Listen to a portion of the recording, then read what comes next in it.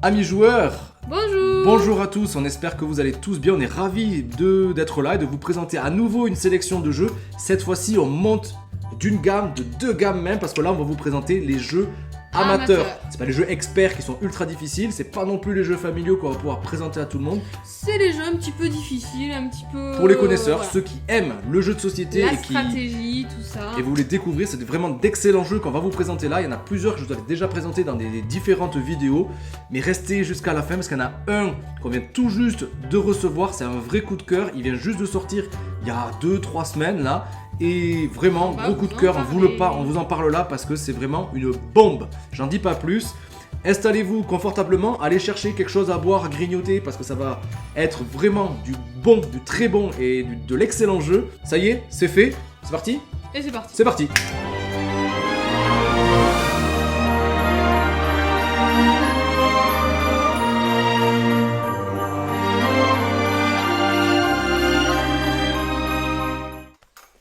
Alors, on va commencer par le jeu de monsieur. Là, c'est le coup de cœur. Si vous avez vu la vidéo de notre top, vous savez de quoi je parle et vous savez comment était en vous première l'a position. bien vendu. Nidavellir, édité chez Greux Games. 45 minutes pour une partie entre 2 et 5 joueurs à partir de 10 ans. Des mécaniques vraiment très bien combinées, un univers qui est vraiment top. Moi, je suis fan de Du beau Tolkien matos. et du Seigneur des Anneaux. On s'y retrouve. On est... je sais même pas ce qu'on est. En fait, on va devoir recruter des nains pour aller combattre et faire fuir le terrible Fafnir le dragon. Et on va devoir aller dans des échoppes pour recruter ces nains. Sauf que là, il va falloir être le plus riche pour pouvoir les recruter, en tout cas les sélectionner en premier. Et pour ça, on a des pièces. Ces pièces, elles sont toutes identiques à tout le monde en début de Au partie. départ, ouais. À vous de les mettre à profit pour pouvoir les échanger. Si j'échange une pièce de 4 et une pièce de 3, je vais pouvoir les J'en ai échanger une de 7. contre une pièce de 7. Et donc pour les prochains tours, eh bien, je serai peut-être J'aurai un en petit avance avantage, ouais. pour ça. Plusieurs classes de nains. Il y a 5 classes différentes avec des couleurs uniques, les explorateurs, les forgerons, etc. Et chaque combinaison de chaque collection de nains va entraîner des gains et des points uniques. Est-ce que ça va être une suite? Est-ce que ça va être au carré? Est-ce que ça va être selon leur force, etc. Enfin, c'est extraordinaire. Il a remporté pas encore de prix. Je pense qu'il va Mais être ça va nommé pas l'année tarder, prochaine. ouais. C'est obligé. Il a été vraiment très apprécié des joueurs, très apprécié des sites très célèbres de jeux de société aussi, qui l'ont mis vraiment tout en haut de leur classement. Mais il a été élu par Trick Track, non? Notamment, ouais. Et par moi. Oui, et par toi, pardon, excuse-moi.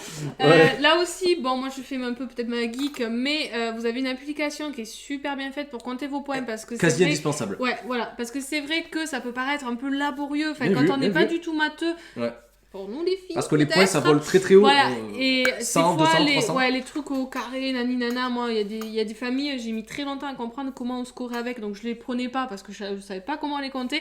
L'application, elle est super bien faite, super intuitive, vous rentrez combien vous êtes, chacun clique, ben, nous on se passe la tablette à tour de rôle, chacun rentre ses cartes, bam bam bam, ça vous fait le score, le classement, c'est nickel. Que demander de plus? Net et précis, le Ouais. matériel est vraiment très très bon. On regrette que les rangements soient pas top. Le présentoir des pièces, Ouais, petits super. oignons, ça fait vraiment son petit effet. On va pouvoir les sélectionner, etc. Enfin, il y a 2 tours de jeu, 2 âges. Et entre les âges, on va pouvoir avoir des bonus selon aussi la classe de nain dans laquelle on est majoritaire. Si on arrive à faire un nain des 5 classes, eh bien, on va pouvoir recruter un héros ou une héroïne qui va nous donner encore plus d'avantages, etc. Enfin, ça à Franchement, 2, c'est génial. Ça fait À 3, ouais, ça fait plusieurs vidéos c'est qu'on vous très en bon. parle. Je sais pas si un jour on va arriver à vous sortir un point négatif sur ce jeu. Parce que pour l'instant, à chaque fois qu'on vous en parle, on en fait que des éloges. on vous en donc parle dès le début parce qu'il vraiment, faut... ouais, si vous l'avez pas encore, que vous êtes encore en train de regarder nos vidéos, n'hésitez pas, J'ai- allez-y quoi. J'ai À encore moment un copain donné, qui m'a écrit allez-y. ce matin sur Insta, il me dit t'as pas un jeu J'ai dit celui-là.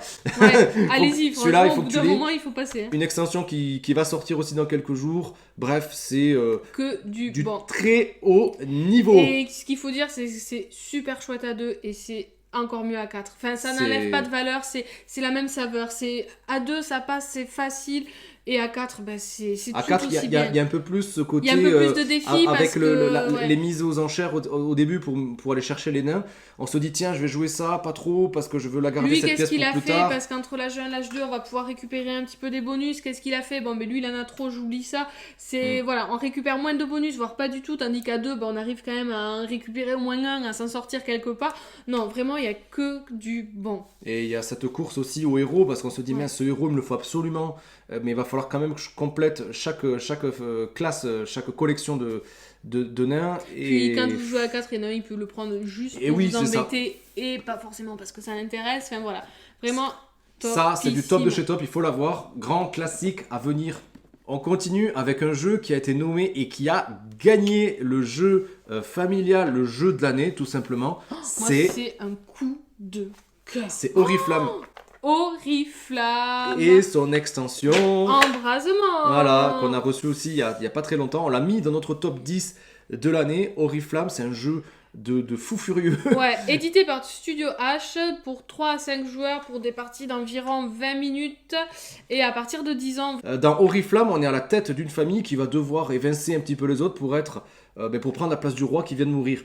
On a chacun un jeu de cartes. On va en sélectionner 7. Enfin, sélectionner, non, on va les prendre au hasard 7 parmi les 10 et on va devoir jouer avec. On les a en face de nous, en jouer une.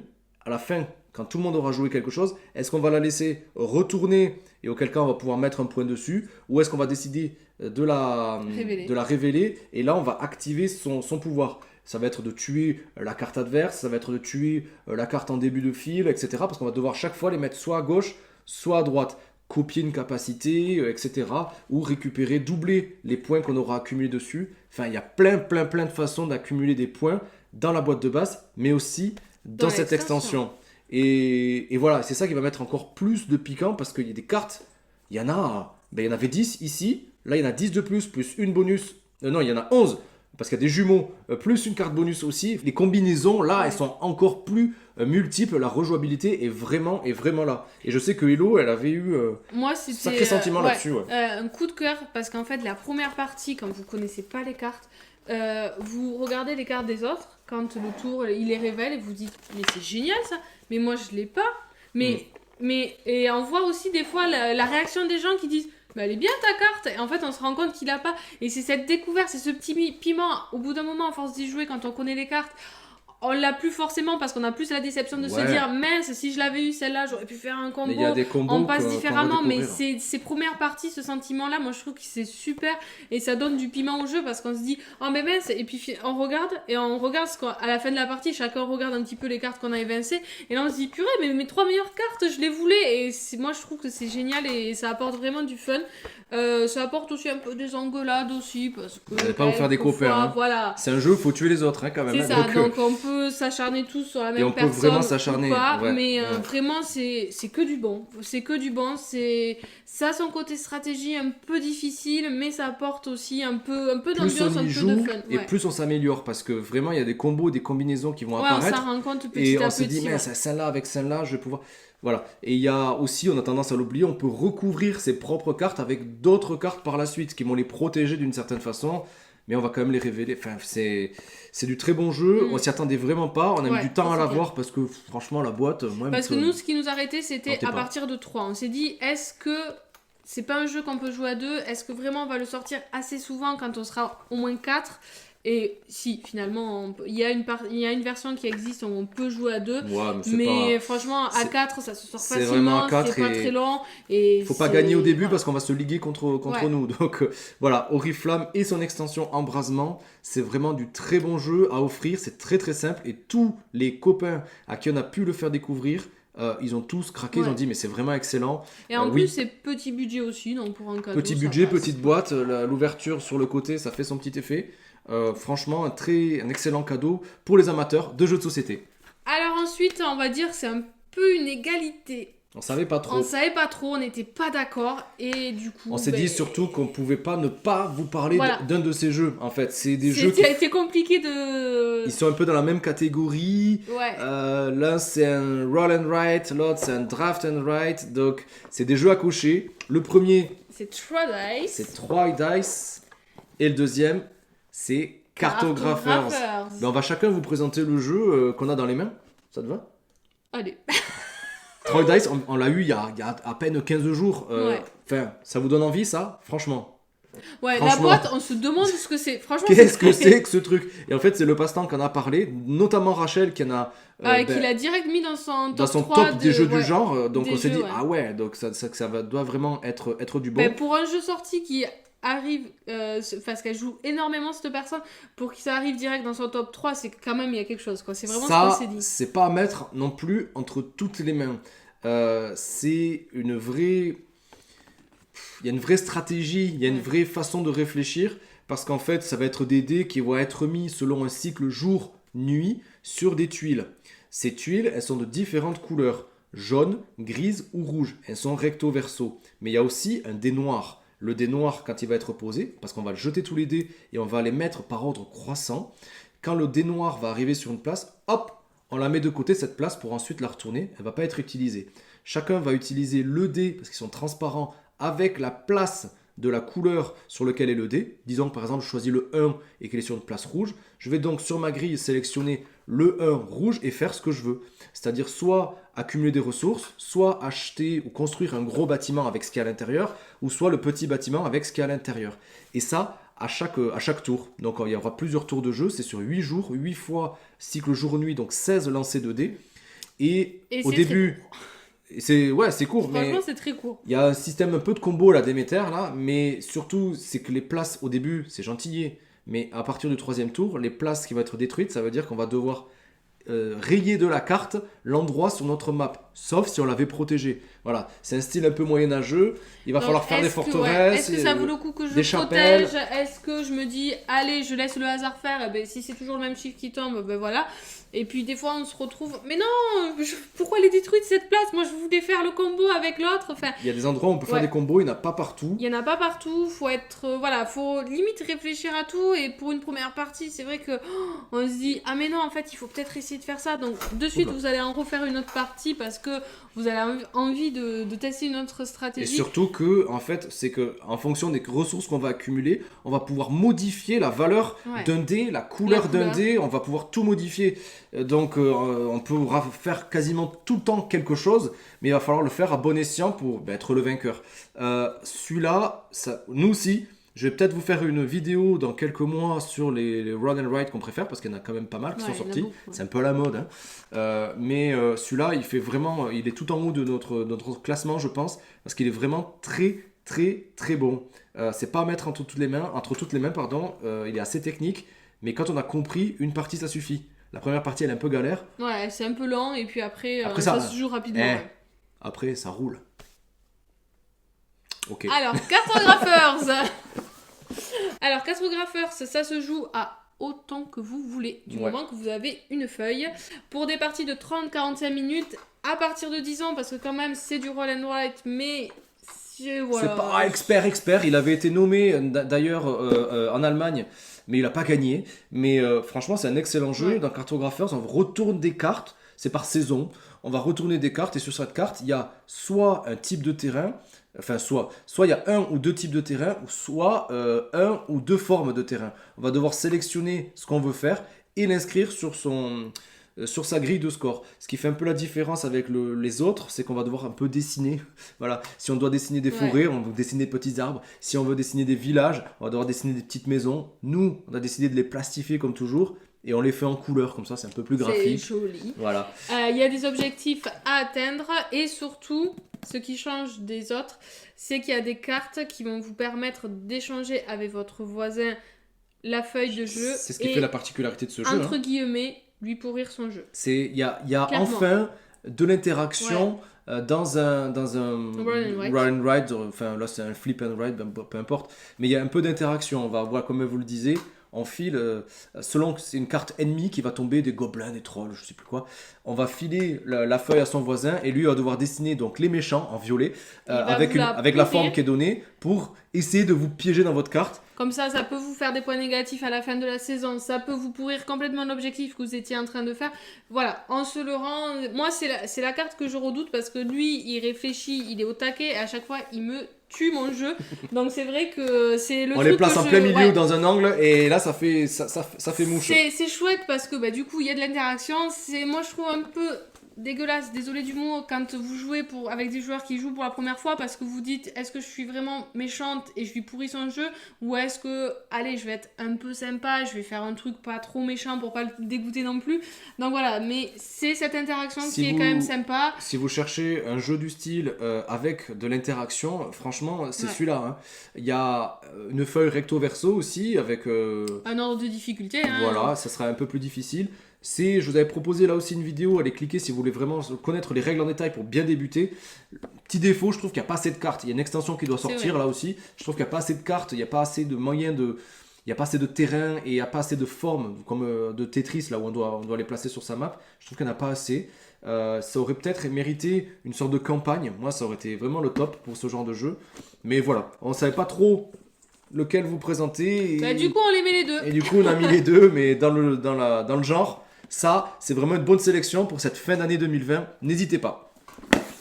Next, on vous en a déjà parlé beaucoup. Ouais. C'est Hello qui nous l'a fait acheter parce que moi, c'est pas trop mon style, c'est pas trop mon univers. C'est doux, c'est gentil parce que c'est à base de chats. L'île des chats. C'est l'île des chats, c'est une grosse boîte. Il n'y a pas un chat dedans mort, mais il n'y a pas de rangement dedans, mais il y a beaucoup de matériel. L'île des chats, là aussi, on vous en a parlé. Cliquez juste là. Il y a notre top 10 où on l'a mis très très haut, je crois. On l'a mis en deuxième position. De 1 à 4 joueurs pour des parties de 1 heure, 1 heure et demie. Vraiment. À partir de 8 ans. Alors, il y a un mode familial. Voilà. Abordable, on peut jouer avec les enfants. Pour jouer avec les enfants et un mode vraiment un peu plus, pas expert, mais un peu plus... Pour les gens qui aiment jouer. Voilà. Parce qu'il y a quand même plusieurs mécaniques de jeu qu'il faut maîtriser. Ouais, il y a du draft, il y a de la planification, il y a du choix aussi, de la gestion de ressources. Oui. C'est gentil. De poisson. On doit acheter des chats avec du poisson. Voilà. Sauver des chats. Mais surtout, rester bien droit dans ses bottes par rapport à ses propres objectifs qu'on va pouvoir mettre en place, mais aussi aux objectifs communs, ça s'appelle les traditions publiques, que les autres joueurs aussi vont mettre en jeu pour essayer d'accumuler un maximum de points. Attention, si vous l'avez le jeu, si vous le savez pas, il y a 2 cartes qui sont un peu cheatées, je sais plus les numéros, mais elles font vraiment un max de points. C'est abusé. L'éditeur a modifié ces cartes-là et j'espère qu'ils vont corriger ça dans les futures boîtes. C'est vraiment très coloré, c'est très chouette.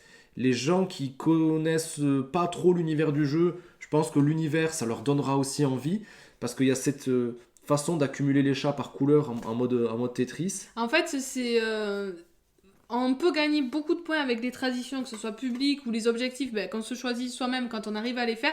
Mais il y a un côté qui est quand même punitif parce que si on met que 2 chats du même famille, ça va pas rapporter de points. Donc il en faut minimum 3.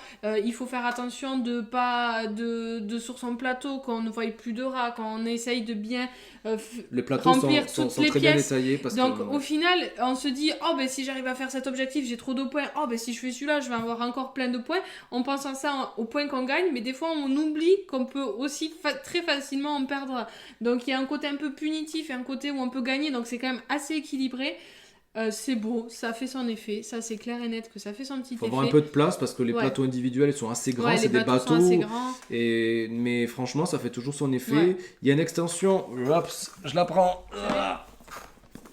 qui est sortie, qui nous permet non plus de jouer à 4 mais jusqu'à 6. Des nouvelles cartes aussi pour plus de plaisir, avec des nouvelles formes aussi de chats par couleur. L'arrivée aussi d'un petit jeton, je sais pas si on va le voir net, mais de petits chats blancs, les Oshax, qui sont des sortes de jokers. Voilà, ça c'est une valeur sûre, c'est une grosse boîte. Ça nous avait été recommandé par les copains sur les réseaux. Et bien on a craqué et on regrette vraiment pas. C'est d'ailleurs pour ça qu'il fait partie de notre top de cet automne, de notre top 10 de l'année et aussi de cette sélection des jeux amateurs de 2020. Et le dernier jeu de notre sélection, c'est un jeu vraiment coup de cœur qu'on a eu tout récemment. D'ailleurs, on l'a pas acheté, on se l'est fait prêter pour pas... Parce qu'en fait, on savait pas, on l'a tellement vu sur les réseaux, on s'est dit, est-ce qu'on succombe pas? Donc on se l'est fait prêter pour l'essayer. Et bien on va l'acheter, parce qu'il est vraiment c'est vraiment trop dingue. C'est ce jeu... C'est The Loop, édité chez Catch Up Game. C'est de 1 à 4 à partir de 12 ans pour des parties de 1 heure environ. c'est un jeu de fou, il faut pas le louper. Boum, Boum, 2 jeux de mots, allez sur une boîte, C'est bim. bon, c'est fini, Voilà. allez voir ce que ça vaut. Voilà. Dans The Loop, il y a plusieurs mécaniques de jeu qui vont s'intriquer. C'est un docteur fou qui va essayer de détruire un petit peu tout l'univers. Et selon différents espaces-temps, à chaque tour, il va générer des clones qu'il va falloir essayer de ramener dans leur époque d'origine. Voilà. Et à chaque tour aussi, il va générer des failles pour détruire des espaces-temps. Et ces failles, elles vont arriver un petit peu au hasard parce qu'on va les mettre Dans une espèce de tour de- en fait, ouais, de avec petits 3 cylindres. toboggans. comme avec une patte là. Ouais, 3 Et- toboggans, on les jette et le hasard fait les choses. S'il y a Fait 3 bien failles, ou pas les choses. 3 petits cubes rouges dans une même dimension, boum, c'est fini, on aura une chance supplémentaire, mais en gros, il va pas falloir laisser s'accumuler ces failles. Et pour ça, on a 5 personnages à notre disposition, chacun avec des pouvoirs uniques, un petit deck de 6 cartes aussi unique qu'on va pouvoir augmenter et valoriser au fur et à mesure de la partie. On va tirer 3 cartes, on va jouer les pouvoirs de ces cartes, mais pour pouvoir enlever des failles, générer des énergies pour pouvoir se déplacer plus facilement. On peut aussi se déplacer et utiliser la capacité unique de notre personnage. C'est purement et simplement du coopératif. C'est Mais coop à vraiment. mort, Ouais, c'est coop. que ça. Il faut vraiment avoir cet esprit-là. Ouais. Et c'est surtout de la grosse planification, mais avec une dose de hasard. Et nous, le hasard, ben, on aime bien. Mm. Voilà, il y en a qui n'aiment pas ça. Mais oui, il y a un peu de hasard quand même dans ce jeu. Et ce qui fait tout le bonheur de ça, c'est justement le nom du titre. C'est The Loop. C'est-à-dire que si on finit sur une case avec des énergies vertes, les énergies vertes, c'est les seules énergies de toute façon du jeu, Ouais. je sais pas pourquoi je dis ça. Si on pourra faire un loop, c'est-à-dire réutiliser les cartes qu'on avait en face de soi avec de la même famille, avec le même symbole. Ouais. Si on veut refaire un loop, il faudra faire cette fois-ci, dans un même tour, il faudra dépenser 2 énergies. payer Si on veut un le peu plus. refaire, c'est 3 énergies, etc. Donc en Donc fait, il y a une histoire de combo aussi, et avec la coop, ben voilà, si quelqu'un peut mettre beaucoup d'énergie sur le plateau, il le fait. Si on a des cartes qui vraiment sont chouettes, et ben on loupe et on y va. On a déjà des objectifs à remplir aussi, on en a pas parlé. ouais, il y a des qui objectifs se à remplir dévoilent au hasard. au fur et à donc, mesure de la partie, en ouais. fonction du tirage des cartes, etc. Et qui sont pas si évidents que ça. Ça va Non. être de produire des énergies à tel endroit, de détruire une faille dans toutes de les se dimensions. retrouver à tel endroit par rapport au Docteur Fou. Voilà, et à chaque tour, il va changer de dimension, donc ça va tourner, etc. C'est en 3 phases de jeu toujours plus complexes, avec toujours plus de génération de clones au fur et à mesure de la partie. Il y a plusieurs modes de jeu aussi, avec du matériel différent qui va complexifier énormément le jeu, de débutant normal à un expert. Là, ça devient vraiment la folie furieuse. C'est vraiment un très très bon jeu. On vous a posté un avis un peu plus complet sur notre compte Insta avec des photos, etc. N'hésitez pas à y aller, à nous rejoindre aussi. Il faut pas le rater. C'est Ouais. vraiment un très bon jeu de cette fin d'année. C'est même un coup de top cœur. Un coup jeu de de cœur, cette fin ouais. d'année. The Loop, le style graphique, il est vraiment extraordinaire. C'est très coloré, c'est très cartoonesque, un peu. Et pour ceux qui ont du mal avec les vidéos, enfin avec les règles du jeu à lire, à appréhender la mise en place, tout ça, il y a un petit QR code à flasher. Comme souvent, Ça ouais. vous envoie sur une vidéo qui dure une dizaine de minutes, mais qui est topissime, qui En vous 10 explique minutes, vous comment savez tout. faire la mise en place, comment jouer, comment débuter une partie dans un mode pas non plus hyper difficile, mais au moins vous appréhendez, vous connaissez le jeu. Vraiment, ça c'est super chouette. The Loop, je le redis encore une fois, faut pas le louper. Ouais. Laissez-vous faire, faites-nous Laissez-vous confiance tenter, aussi. ouais. Laissez-vous tenter. Si vous aimez la coop et les jeux de société moderne, franchement, celui-là, il va faire un carton. Et ben voilà, la Et sélection. c'est pas mal, C'est c'était pas mal du beau, tout. ouais. Il y a quand même de bons jeux là. Hein. Là, on monte de niveau. La sélection est terminée. J'espère que cette sélection Vous aura plu. vous aura plu, vous aura donné envie peut-être de découvrir ces jeux-là. En tout cas, nous, c'est les jeux. Ouais, qu'on a aimé. En plus, ça vous change de nos tops qu'on a fait de fin d'année. Il y a des nouveaux jeux, donc vraiment, n'hésitez pas à regarder les 2 vidéos si On vous se avez met à du temps. jour. Ouais, Voilà. Il y a- N'hésitez pas à regarder les 2 vidéos si jamais vous voulez des idées. Le top, c'était vraiment un classement des jeux qu'on a vraiment aimés et qui ont un peu ponctué notre année. Voilà. Là, c'est les jeux vraiment par catégorie qu'on préfère et qu'en tout cas qu'on aime faire découvrir aussi aux copains, à la famille, etc. Ça, c'est vraiment nos jeux préférés dans la catégorie amateur. Donc toujours, vous le savez, vous en avez l'habitude, si ça vous a plu, La danse des pouces. lâchez-nous des pouces, des commentaires, on répond rapidement, ça nous fait plaisir et nous encourage encore une fois À continuer. à continuer de vous présenter des vidéos, des tops, des unboxings, ça va revenir aussi, donc n'hésitez pas à nous suivre. Et on vous laisse avec ces vidéos juste ici, Le des catalogue. autres sélections de jeux par catégorie. N'hésitez pas aussi à aller voir les catégories un peu plus légères, les jeux familiaux, les jeux enfants aussi, on vous a proposé ça pour cette fin d'année, n'hésitez pas. Et comme toujours, on vous dit à très vite sur Il était un jeu. Ciao les amis!